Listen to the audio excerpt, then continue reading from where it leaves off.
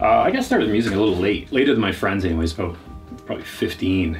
I was the guy in the band that just seemed to have the aptitude for the technical side of things and would ask the questions, and picked up a 4-track and a drum machine. And then when I was about 21, I decided, okay, that's it, I'm gonna do it. And I went back to college and took MIA at Fanshawe. And the schooling wasn't tailored to what I wanted, so I don't think I got as much out of it. And then I got offered to join a band called Trunk from Burlington. Once touring got done, I fell into doing internet stuff. And that's where I started a website called punkhardcore.com. I got to meet so many cool people that it was just so much fun. And I'd always planned to get back to recording. I'd always kept my equipment and things like that. But then basically, by the time I turned 23, 24, the bottom just fell out of my life. And that was when I found out that my back was broken, literally. I had crushed the bottom 3 inches of my spine. And I was told that I needed surgery. But they said that because it had taken so long to get fixed, I had permanent nerve damage in my back. And they eventually said, no, that's it, you're done. Your life as you know it is over. They said you'll probably be in a wheelchair by the time you're 40. If you can walk at all, you'll be lucky. They said sports is done. They said you're not going to do music anymore. You're not going to perform, and that's it. They said get used to it. And I was in a walking clinic, and this doctor says, don't worry. He goes, I actually have this new drug that's on the market that I think is going to be perfect for you. And what he gave me was Oxycontin. And I was absolutely not prepared for what that was about to do to me. I had lost everything. My website was defunct. My physical health was gone. I overdosed 3 times. Once I was lucky to actually live through it. After the years of kind of floundering, I got lucky and I got in with a new doctor, and he was able to get me off all the drugs. And in that time, I was always looking at what I had lost. And understandably, he's like, well, yeah, I understand what you're saying. He goes, but what's to say that has to be the peak for you? He said, how come that has got to be the best there can be for you? How come you can't go forward and do better? And that was kind of a profound moment for me. And that's when I realized that I wanted to take another shot at producing and recording and engineering, because I always felt that had been kind of an unrealized dream of mine, because it had been about 10 years since I'd actually fired up my gear and done anything.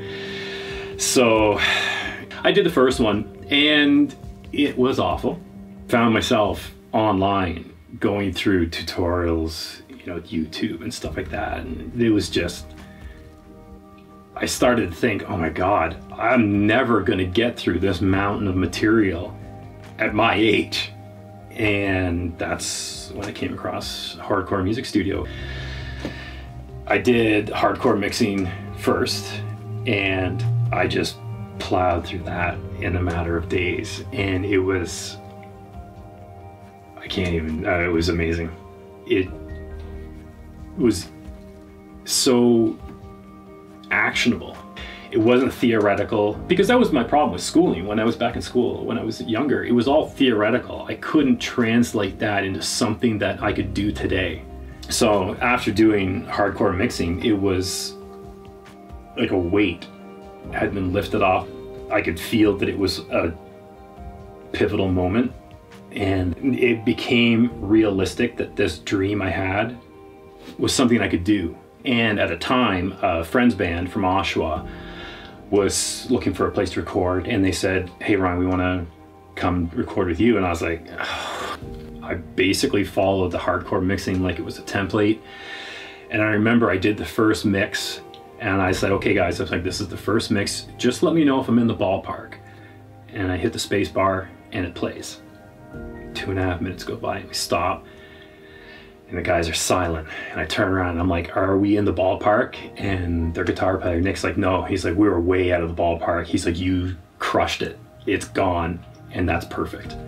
And I was like, I gotta see if that was a fluke. So I pulled up an old mix of mine from 10 years before and remixed it. And then, of course, I sent with all the excuses. Like, it's not mastered. It's just my first go around. They're like, man, that sounds as good as some of the mastered stuff that we've heard. And sure enough, I was able to do the things that the course showed me on my own. Basically any question I had, I found if I just kept watching the videos long enough, the answer would come. Awesome. The feeling, the confidence kept building, which is something I never thought I would get back. My day is so fun now. I get to do what I love, which is I get to make new music. You know, so my personal and professional life is now pointed forward for the first time in a long time. And I'm going to update my portfolio, and I'm going to hit the ground running with actually running a business. You know, to be able to provide for my family, doing something I love, and then giving bands something that they need it's what I started out planning to do when I was in my late teens. And to be able to do it now, it's amazing. My name is Ryan Izzard. I'm a hardcore engineer, and I made it my job to make records.